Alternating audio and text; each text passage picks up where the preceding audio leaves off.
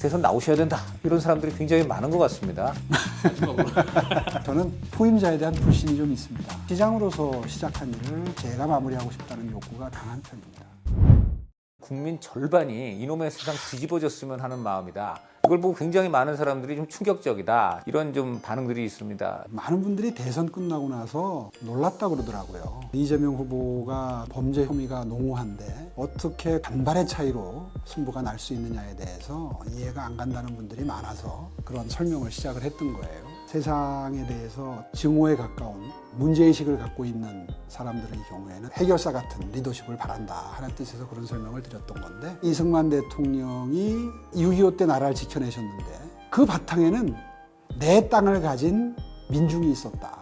그 분배받은 땅이 6.25 때 목숨 걸고 조국을 지키는 바탕이 됐다. 지킬 재산이 있을 때 나라에 대한 애국심도 배가 되는 겁니다.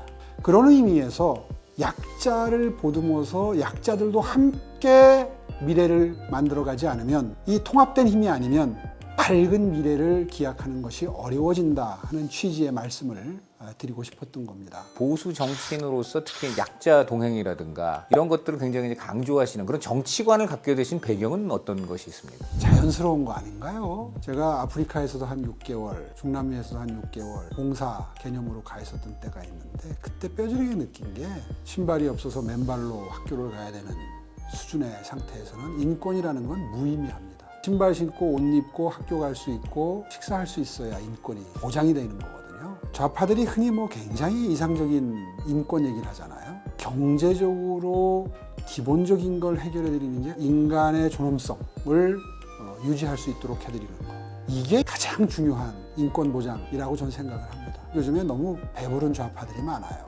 오 시장님의 기업관, 경제관에는 그 노동에 대한 배려나 의식은 좀 적은 거 아니냐 이런 지적도 있습니다. 약자와의 동행을 주장하는 사람이 노동의 가치를 가볍게 보지는 않겠죠. 7, 80년대 축적되는 자본이 충분히 노동자들에게 배분되지 않았었죠. 또 국민들도 그걸 동의했었습니다. 일정 부분. 평생 직장 개념이 있었기 때문입니다. 그런데 요즘에 세상이 바뀌어서 일생에 한 서너 번은 직장을 바꾸는 게 당연해. 더 이상 그게 용납될 수 없는 바탕이 된 거죠. 전년도 생긴 이익은 나한테 배분이 돼야 된다라고 하는 사고체가 생겼는데, 그런 사회의 가치관의 변화에는 기업 시스템도 따라가야지 옳지요.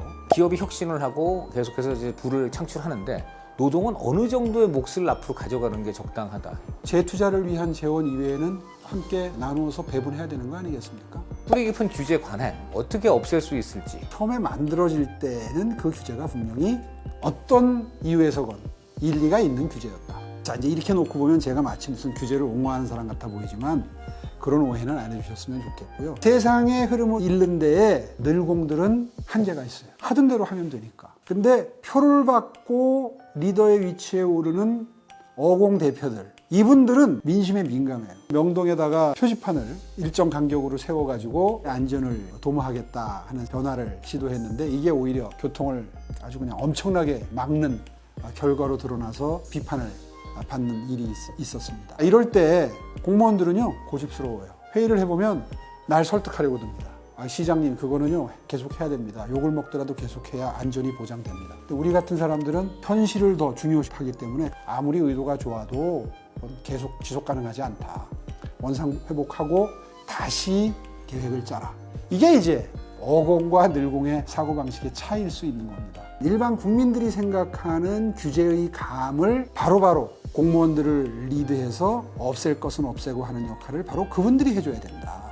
서울시장 이후에 어떤 생각을 하고 계시는가? 거취 질문을 이제 안 할 수가 없었는데, 저는 후임자에 대한 불신이 좀 있습니다. 누가 봐도 꼭 필요한 일을 해놨는데 그걸 전부 중단시키고 폄하하고, 이게 너무 아픈 기억으로 남아있기 때문에 더 그렇게 집착이 있는지도 모르겠어요. 그런 의미에서 저는 시장으로서 시작한 일을 제가 마무리하고 싶다는 욕구가 비교적 강한 편입니다.